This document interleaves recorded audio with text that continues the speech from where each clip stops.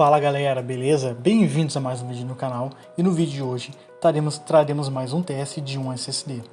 No vídeo de hoje vamos testar um produto que ele não é mais comercializado, pois ele já chegou no fim do seu período de venda, ou seja, ele já é um produto EOL, End of Line, já não é mais fabricado. Testaremos no vídeo de hoje o Samsung 970 Pro. Roda a vinheta.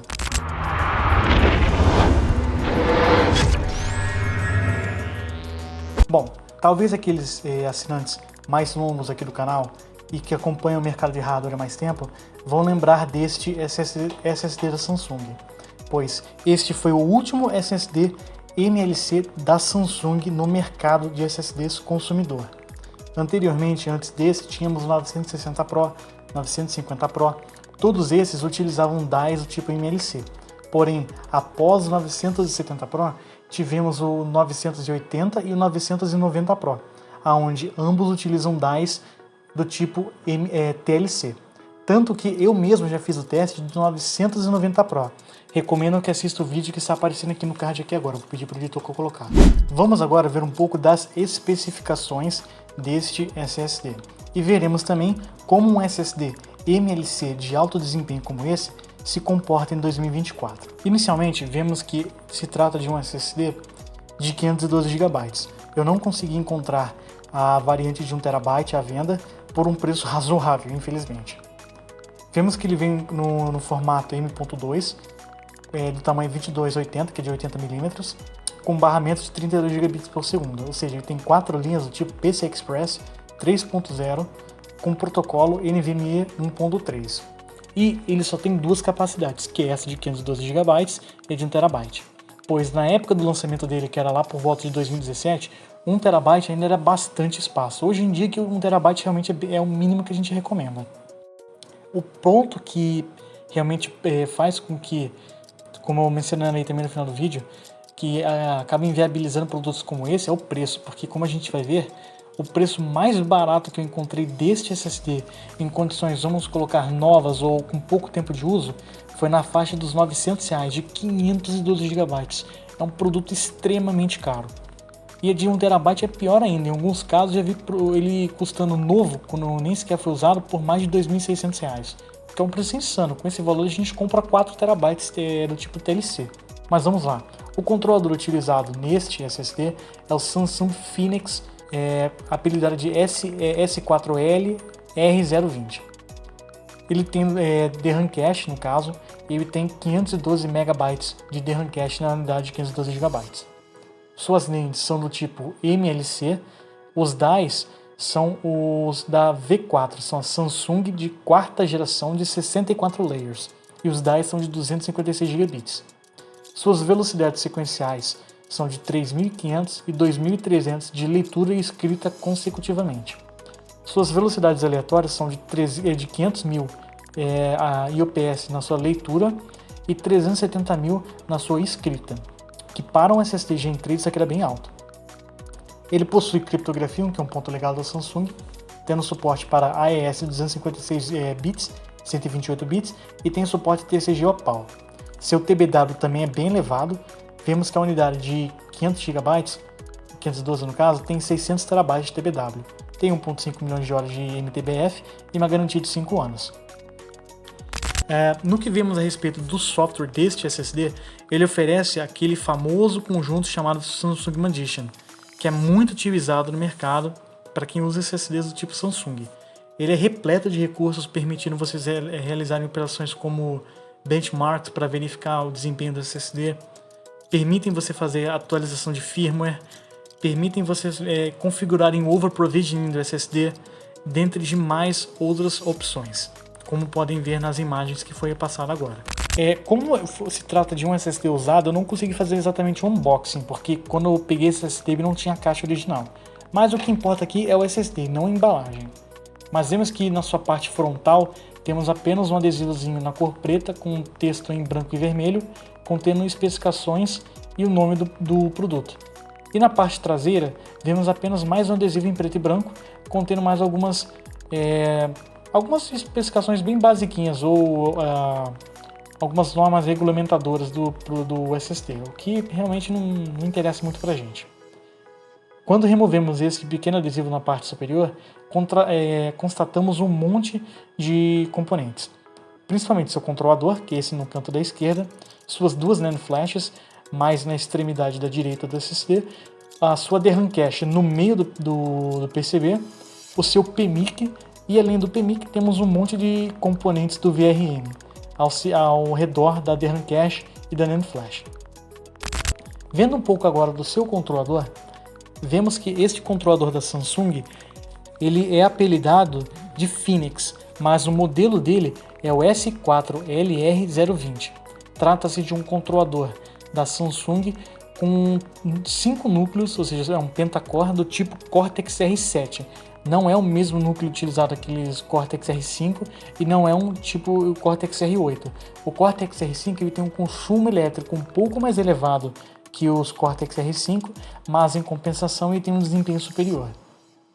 Este controlador também pode ser encontrado em outros SSDs, como o 970 EVO, 970 EVO Plus e além de alguns SSDs do tipo OEM, como aqueles que a gente encontra na AliExpress, que é o famoso caso do PM981A e o PM981. Esse controlador possui 8 canais de comunicação com barramento de até 800 megatransfers por segundo, onde cada um desses canais possui um suporte para trabalhar com até 4 chip enables, ou seja, permite com que o controlador se comunique com até 32 DICE, que seria o caso do SSD de 1 TB, que tem 32 DICE, e nesse caso ele tem 16 chip enables, um chip enable para cada NAND flash, para cada die no caso. E ele foi fabricado com um processo FinFET de 14 nanômetros da própria Samsung. Partindo para o seu DRAM cache, podemos observar que é uma DRAM da própria Samsung também, como já era de se esperar, do tipo LPDDR4, que são DRAMs do tipo que tem um consumo menor do que o padrão das DDR4 ou DDR3. No caso, o modelo empregado neste SSD é o K4F4E3S4HF-BGCH, que trabalha com velocidade de até 1866 megatransfers por segundo. Quando damos uma olhada nas suas NAND flashes agora, vemos que vem marcado no package dela o nome K9 PMG-Y8J5A-CCK0. Trata-se da NAND da própria fabricante sul-coreana Samsung e o modelo dela é a VNAND do tipo V4. V4 é geração, de quarta geração. Ou seja, são DICE de 256 GB, ou seja, 32 GB, do tipo MLC. O die que é utilizado neste chip da Samsung é o K9GF-GD8X0A. Ele possui 64 layers de dados e 71 gates, que geram uma eficiência de 90.1, uma eficiência até que alta para aquela época. E como trata de um SSD de 512 GB, cada NAND tem 256 GB e cada die tem 256 GB.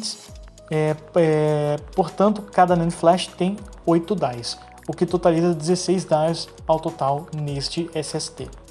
Analisando um pouco agora sobre os componentes do VRM deste SSD, vemos inicialmente o PMIC principal, que tem a marcação S2 FPS 05A01.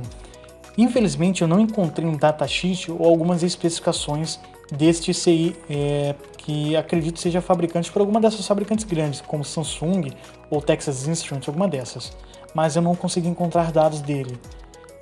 Próximo dele nós encontramos um monte de componentes pequenos que tendem a ser load switches, começando com o 13XH, que na verdade é um load switch da fabricante Texas Instruments, no qual trabalha com tensões de 5.7 volts no máximo e fornece até 6 A de corrente contínua e tem uma resistência até que elevada de 16 mA. Só que neste SSD ele provavelmente esteja trabalhando com uma tensão de 3.3 volts, provavelmente. Outro componente que encontramos também, que é outro componente da Texas Instruments, é o RB990Ti, que, como eu havia comentado, é da Texas Instruments, e esse código representa o load switch modelo TPS22990, que é um load switch que trabalha com tensões de até 5.5 volts, só que ele fornece uma corrente elétrica maior, de até 10 A de forma contínua, e uma resistência bem menor, de 3.9 mA. Mas obviamente ele não deve trabalhar com 5.5 volts, deve trabalhar com 3.3, mas isso é apenas uma suposição minha, porque é uma rail de tensão que a gente já trabalha em SSDs. Outro componente também que vemos é a RB966Ti, que também é outro load switch também da Texas Instruments, porém dessa vez é o TPS22966, que também trabalha com 5.5 volts, e só que dessa vez ele fornece apenas 6 A de corrente de forma contínua. Mas vemos aqui que ele tem uma resistência bem mais elevada, de 16 mΩ. Vamos agora verificar os power states deste SSD. Por padrão ele tem 5 power states, né? Sendo os 3 primeiros dele ativos e 2 em idle, onde as latências de transição entre eles são bem baixas, o que é bem legal. E o temperatura target do SSD pelo fabricante, ele é relativamente até adequado, tipo, não é uma faixa ok. Ele é programado para ter throttling a partir dos 81 graus Celsius, como vemos na temperatura de cautela e temperatura crítica. Vendo um pouco mais agora das variantes deste SSD, um ponto positivo que não tem, pois como ele usa NANDs do tipo MLC, não existe variantes de até mesmo outros DIEs de maior densidade, como a gente vê em alguns outros casos de fabricante, não tem. Esse aqui é esses DIEs que só tem, não vai encontrar outro, que é um ponto legal. Mas chega de enrolação, eu estarei deixando o link para quem quiser fazer a compra, caso vocês consigam comprar este SSD, claro, né, porque realmente não é fácil de encontrá-lo, na descrição. Mas vamos agora para os benchmarks, começando com os testes de velocidade sequencial com o Crystal Disk Mark. Novamente podemos observar que ele é na verdade um dos melhores SSD Gen 3 do mercado. Ele não chega a bater velocidades mais altas do que isso e até fica atrás do NV2 da Kingston, pois embora o NV2 também tenha velocidades próximas de Gen 3, ele tem um barramento PCI Express Gen 4, então ele não fica limitado àqueles 3.500 MB por segundo, como a gente vê no caso da leitura do Samsung. Suas latências para um SSD Gen 3 foram muito boas, só que a gente vê que até mesmo SSDs de baixo custo de RAM-less Gen 4 conseguem ficar na frente dele, como é o caso, por exemplo, do NV7000T, que é um SSD que costumava ser de baixíssimo custo do AliExpress antes do remessa conforme, que acabou ficando bem à frente do Samsung. O mesmo acontece quando testamos suas velocidades aleatórias. Aqui é um ponto interessante, porque na sua leitura ele teve basicamente um empate técnico com o NV2, o que assim é um ponto até que negativo para o próprio NV2, mas a gente vai ver que o custo pela performance do NV2 ainda compensa. Agora na escrita realmente ele conseguiu ultrapassar até alguns SSDs que ultrapassam mais de 7.000 MB por segundo de velocidades sequenciais, como é o caso desse Pichau Aldrin e o NV7000 de 1 TB. Onde ele teve uma velocidade de escrita aleatória de mais de 1060 MB por segundo, ficando acima desses dois SSDs, além, é claro, do NV2. Em QDFs menores, como o QDF de 1, ele também fica apenas à frente do NV2 no quesito de leitura aleatória, ficando apenas na frente do Aldrin Pro, que era um SSD que também testamos há um tempo atrás, no quesito de escrita, e também ficou à frente do NV2 na sua escrita, mas assim, a diferença dele para os demais que havia comentado era bem pequena, ficando somente bem para trás quando a gente começa a testar SSD Gen 4 de maior desempenho, como por exemplo é o caso do Solidigm P44 Pro, que tem um desempenho monstruoso. Agora, quando a gente vai para o AtDisk Benchmark, começando com o QDF de 4 na leitura e escrita, vemos que ele foi um dos SSDs que teve o melhor desempenho em blocos de menor tamanho, até 16 KB, devido ao seu barramento PCI Express. Porém, devido também ao próprio barramento PCI Express, no caso, ele acaba ficando bem para trás quando a gente ultrapassa 16 KB, onde a gente vê que o desempenho dele fica bem abaixo, ficando às vezes até quase metade dos outros SSD Gen 4. O mesmo pode ser observado na escrita. Na leitura também que o DF1 a gente vê o mesmo comportamento em blocos menores, como de 512 bytes até 16 KB, ele tem um desempenho muito bom, ficando no meio dos outros SSD Gen 4, ficando apenas para trás quando a gente passa de 16 para 32 KB de tamanho, tanto na leitura quanto na escrita. Vamos agora utilizar os benchmarks que podem representar melhor o uso casual de um SSD como esse, começando com o 3D Mark, que faz testes em carregamento de games, transmissões de games ou de streaming e além de outros benchmarks. Quando a gente utiliza o 3D Mark, o Storage Benchmark, vemos que ele teve uma pontuação de 3.036 pontos, ficando acima de alguns SSDs Gen 4 de mais de 7.000 MB por segundo de leitura e escrita sequencial, mas ele ainda assim ficou abaixo de alguns outros SSDs, como vemos agora aqui no gráfico. Isso porque, querendo ou não, ele acaba ficando limitado pelo seu barramento PCI Express 3.0. E pelo fato de que, mesmo SSDs, às vezes são até DRAM-less, como é o caso do FA200 que testamos anteriormente, trata-se de um SSD com NANDs que tem um barramento muito grande. A velocidade desse FA200, por exemplo, das NANDs dele é de 2.400 megatransfers. Desses DIEs MLC é de 800 megatransfers, é literalmente triplo de velocidade. Então sim, a gente pode ver que até NANDs do tipo QLC tem, na região de SLC Cache, um desempenho até superior a NANDs do tipo MLC, como é o caso desse. Já agora, quando a gente vai para o PCMark 10, que também é um suíte de testes com foco em produtividade também no uso casual, só que tem um peso um pouco maior na escrita do que o 13 Mark, vemos que aqui ele ficou até um pouco abaixo do NV2. Isso porque o NV2 ele utiliza uma técnica de SLC Cache, o que veremos que este SSD não utiliza. Então isso acaba prejudicando um pouquinho. Quando partimos agora para o carregamento do projeto do Adobe Premiere, vemos que ele teve um tempo de carregamento até que interessante, de 13.5 segundos. Não foi o carregamento mais rápido que tivemos até agora, também por se tratar de um SSD Gen 3, mas ainda assim foi um resultado muito interessante.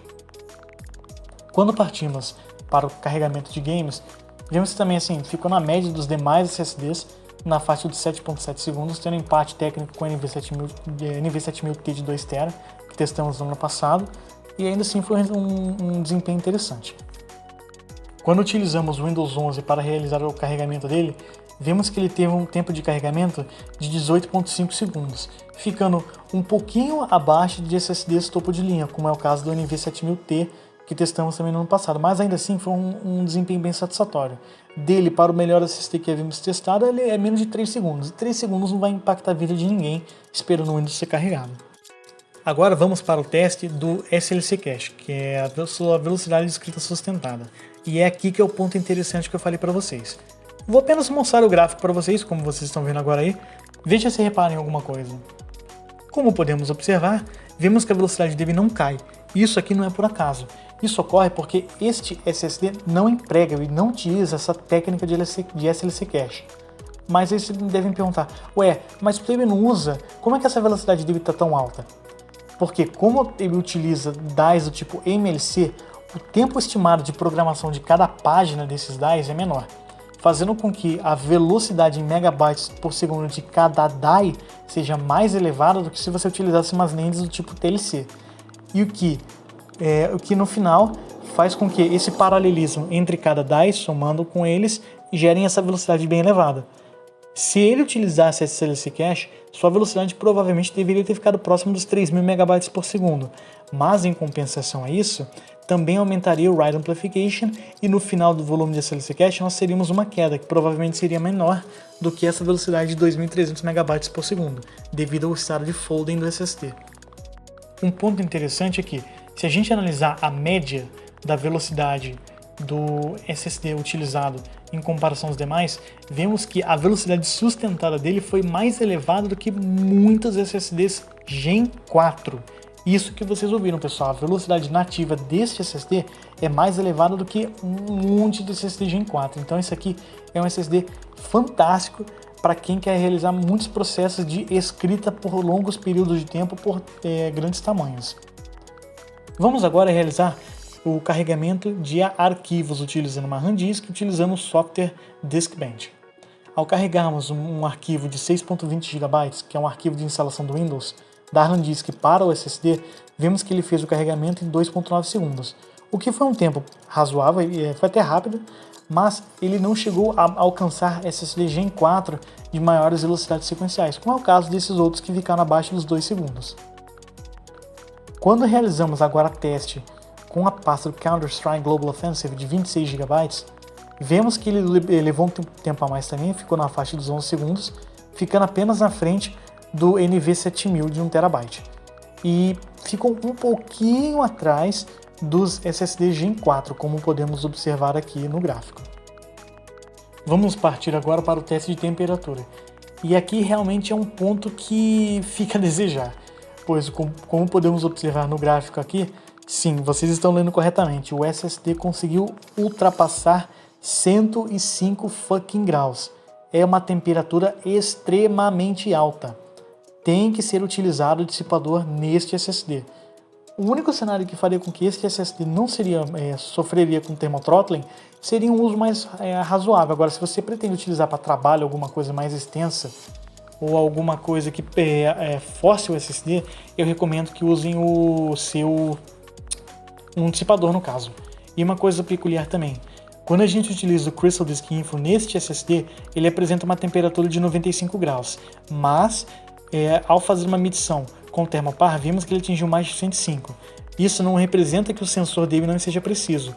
O que acontece é que este SSD possui mais de um sensor. Ele tem, acho que 2 ou 3. Um para as NAND flashes e um para o controlador. Só que, o que acontece? Eu acredito que esse sensor esteja no controlador das NAND flashes, que fica também dentro do controlador. Porque dentro do package do controlador tem os núcleos, que são os Cortex R7, daí tem um controlador que se comunica com a NAND Flash, tem um controlador da DRAM Cache, tem o setor de comunicação com conector M2 e além de outros setores. Provavelmente o que esteja nesses 95 graus seja o controlador das NAND Flashes ou talvez até mesmo ou com algum outro tipo de setor do controlador. Mas essa temperatura de 105 graus, o que foi atingido foi os núcleos Cortex R7, perdão. E realmente é uma temperatura muito elevada. Agora, uma coisa peculiar. Lembram que, na verdade, a própria Samsung configurou o SSD para ter uma temperatura de thermothrottling de 81 graus Celsius? Isso aqui, obviamente, é uma temperatura muito mais elevada. Então, em teoria, a gente devia ter o SSD desligando, né? Ou provavelmente ter uma queda gigante de desempenho. E, no caso, isso não aconteceu. A velocidade do SSD caiu basicamente 100 MB. Da faixa dos 2.300 MB por segundo que ele gravava de forma nativa, começou a gravar na faixa dos 2.200. O que, assim, não é uma perda muito grande, mas é perigoso na minha opinião, porque, assim, você vai estar gravando numa velocidade bem elevada e uma temperatura muito elevada, porque com o passar do tempo você pode ter certeza que isso aqui vai degradar o SSD. Então essa aqui é até uma sugestão que eu uso, que eu recomendo. Tem SSD, usa dissipador, porque ele esquenta pra caramba. E por último agora, para fecharmos com chave de ouro, vamos para os testes de consumo elétrico, começando com seu consumo elétrico máximo. Vemos que aqui neste teste ele conseguiu alcançar um consumo de 6.02 watts, o que foi até elevado em comparação hoje em dia, mas na época era já um consumo mais razoável para SSD Gen 3 de alto desempenho. Mas considerando hoje em dia, podemos ver SSDs como o FA200, o NV7000T, que são SSDs que têm o dobro da velocidade sequencial deste Samsung, consumindo quase metade. Então, assim, realmente a gente progrediu bastante no quesito de eficiência. Na sua média, até o momento da análise, ele foi um dos maiores consumos, ficando na faixa de 5.3 watts, o que é muita coisa. E no quesito de consumo em idle, ele também deixou um pouco a desejar, pois vemos que ele ficou com quase 1.5 watts de consumo em idle, ou seja, 1.500 mW. Ele ficou exatamente 1.469, mas ele ficou bem acima de alguns SSDs Gen 4, o que também não ajuda muito nesse resultado. E por último, que é sua eficiência energética, vemos que destes SSDs que eu realizei o comparativo, ele teve a pior. Não porque ele teve um desempenho ruim, mas foi porque ao realizar esse benchmark, que era de mais de 210 GB, ele teve uma média de velocidade na faixa dos 1.800 MB por segundo. E o consumo dele ficou na faixa de 5.3 watts, o que fez com que a sua eficiência despencasse muito, porque a largura de banda dele, embora não tenha sido ruim, foi relativamente baixa comparado à largura de banda que os SSDs Gen 4 alcançam. Pois, por exemplo, vamos pegar, o NV7000T. Ele teve uma velocidade de mais de 3.600 MB, é o dobro. Tipo, o NV7000T teve o dobro da largura de banda e o consumo dele foi uns 40% menor em relação ao Samsung, o que faz com que sua eficiência dispare, entendeu? Esse foi um dos motivos que a eficiência deste Samsung foi bem baixa, pois embora ele tenha tido uma largura de banda razoável para um SSD Gen 3, quer dizer, para um SSD em geral, mas na época para um SSD Gen 3 já era bem alta, o consumo dele é muito elevado, o que acaba prejudicando a eficiência dele no final. Mas é isso, pessoal. Vamos agora à nossa conclusão. Primeiramente, vale a pena comprar esse SSD? É uma pergunta complicada de se realizar, pois ele apresenta um desempenho muito bom para um SSD Gen 3. Eu arrisco dizer até que é o melhor SSD Gen 3 do mercado, pois ele é até superior a alguns SSD Gen 4. Mas o maior ponto negativo dele acaba sendo o preço, né? Porque acaba ficando muito inviável, porque com R$900, por exemplo, você consegue comprar um SSD de 2 TB quase aqui no Brasil.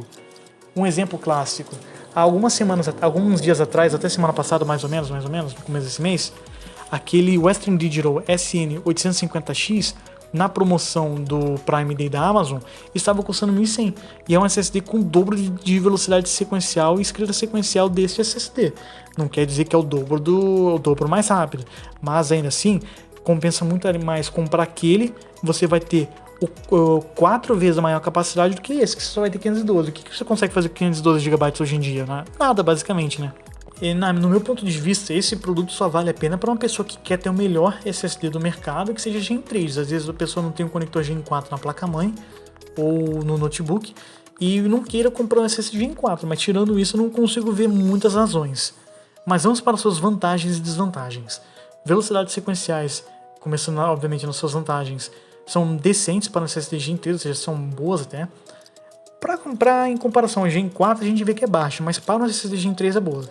Possui bom desempenho desempenho aleatório na sua leitura, latências razoáveis também para o SSD Gen 3, principalmente na sua leitura. Ele tem um desempenho semelhante ao NV2 no quesito geral, tipo assim, no cenário casual, como carregamento de games e outras coisas, mas em cenários mais sintéticos ou projetos mais pesados no ramo corporativo, algum tipo de trabalho que você vai fazer, ele já fica bem à frente do NV2. Ele não possui, um ponto também interessante, ele não possui variantes, então assim, o que você compra, o que você recebe. Ele tem uma excelente construção interna, basicamente um excelente controlador com as melhores lentes MLC que a gente tinha no mercado até o momento. Ele tem um excelente conjunto de packs de software para fazer o gerenciamento do SSD. Um ponto interessante também, outro ponto bom, é que ele não tem SLC Cache.